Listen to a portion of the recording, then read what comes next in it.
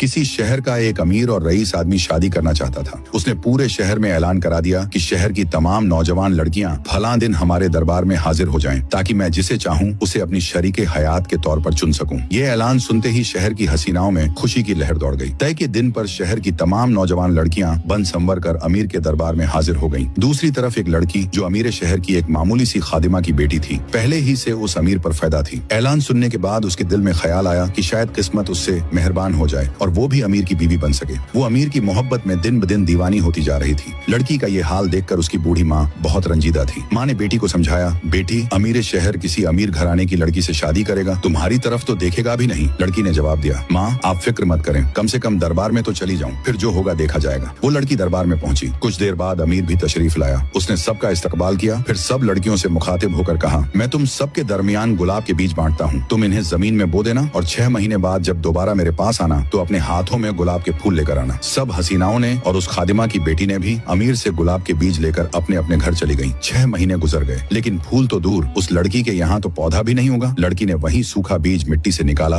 और दरबार जाने की तैयारी करने लगी। मान ने कहा, बेटी अब वहाँ जाने का कोई फायदा नहीं, सिर्फ शर्मिंदगी मिलेगा। लड़की ने कहा, अम्मी मुझे जाने दीजिए, कुछ नहीं तो अमीर के दीदार का मौका तो मिलेगा। 6 महीने बाद तमाम हसीनाएं अपने हाथों में ताजे खिले हुए गुलाब लेकर दरबार पहुंची और वो लड़की अपने हाथ में वही सूखा बीज लिए खड़ी थी। अमीर ने सबकी ओर देखा, फिर उसकी नजर उस गरीब लड़की पर ठहर गई। उसने कहा, मैं इस लड़की से शादी करना चाहता हूँ। सभी लड़कियां हैरान रह गईं, चिल्लाकर बोली, ये कैसे मुमकिन है? हम तो फूल लेकर आई हैं और ये लड़की तो सूखा बीज लेकर आई है। अमीर ने सबको शांत किया और कहा, मैंने जो बीज दिए थे वो उगने वाले नहीं थे। तुम सबने मक्कारी से दूसरे बीज बोए और फूल उगाकर लाई हो, लेकिन इस लड़की ने मेरे ही दिए हुए बीज से पौधा उगाने की कोशिश की। जब नहीं होगा तो उसने वही बीज मुझे लौटा दिया। इसने सच्चाई और ईमानदारी का सबूत दिया है। मैं ईमानदार लड़की से शादी करूंगा, न कि झूठी और मक्कार लड़कियों से। फिर अमीर ने उसी लड़की से धूमधाम से शादी किया और इस तरह एक गरीब लड़की अमीर के महल की रानी बन गई। इस कहानी से ये सबक मिलती है कि सच्चाई और ईमानदारी इंसान को ऊंचाई तक पहुंचा सकती है।